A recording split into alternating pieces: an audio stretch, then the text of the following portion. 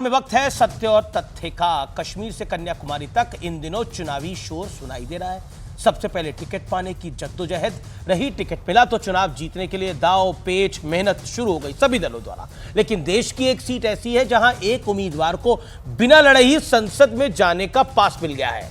आप बोलेंगे अमीश देवगन ये कैसे हो गया? सबसे पहले ये इंटरेस्टिंग खबर को जान लीजिए, फिर मैं आपको इस पर हो रही सियासत के बारे में जानकारी दूंगा। सूरत लोकसभा सीट पर बीजेपी उम्मीदवार मुकेश दलाल निर्विरोध चुनाव जीत गए हैं, क्योंकि उनके सामने खड़े कांग्रेस उम्मीदवार नीलेश कुंभानी का नामांकन खारिज हो गया। ऐसा इसलिए हुआ क्योंकि चुनाव अधिकारी ने पाया कि नीलेश कुंभाई के जो प्रस्तावक थे उनके हस्ताक्षरों के वेरिफिकेशन में कुछ बहुत बड़ी धांधली थी, बहुत बड़ी गलती थी। इसके अलावा बाकी 8 निर्दलीय उम्मीदवारों ने भी अपना नामांकन वापस ले लिया। नतीजा ये हुआ कि नियमों के आधार पर मुकेश दलाल को विजेता घोषित कर दिया गया। लेकिन अब इस पर पॉलिटिक्स शुरू हो गई है। कांग्रेस नेता जयराम रमेश ने कहा है कि छोटे व्यापारी बीजेपी से नाराज है, इसलिए जानबूझकर मैच फिक्स किया गया है। सोचिए जरा। हालांकि फैक्ट यह भी है कि 1951 से अब तक 35 नेता निर्विरोध जीत चुके हैं चुनाव। सवाल है कि क्या तब भी मैच फिक्सिंग हुई थी क्या?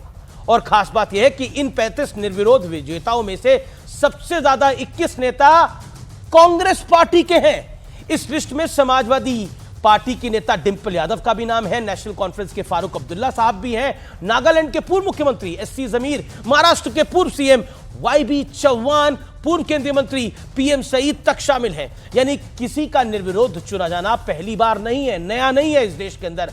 तो फिर मैच फिक्सिंग जैसे आरोप लगाना क्या उचित है या फिर कोई सबूत है तो सामने लाने चाहिए, क्योंकि बिना तथ्यों के ऐसे आरोपों से देश में अविश्वास का माहौल पैदा हो सकता है और यह लोकतंत्र के लिए कतई अच्छे संकेत नहीं है। अंग्रेजी की एक कहावत है, टीच व्हाट यू प्रीच, यानी हमें वही ज्ञान देना चाहिए जिसका हम खुद पालन करते हों। इसके आगे शायद कुछ कहने की आवश्यकता नहीं है। तो फिलहाल आर पार में इतना ही। आप सबको मेरी नमस्कार।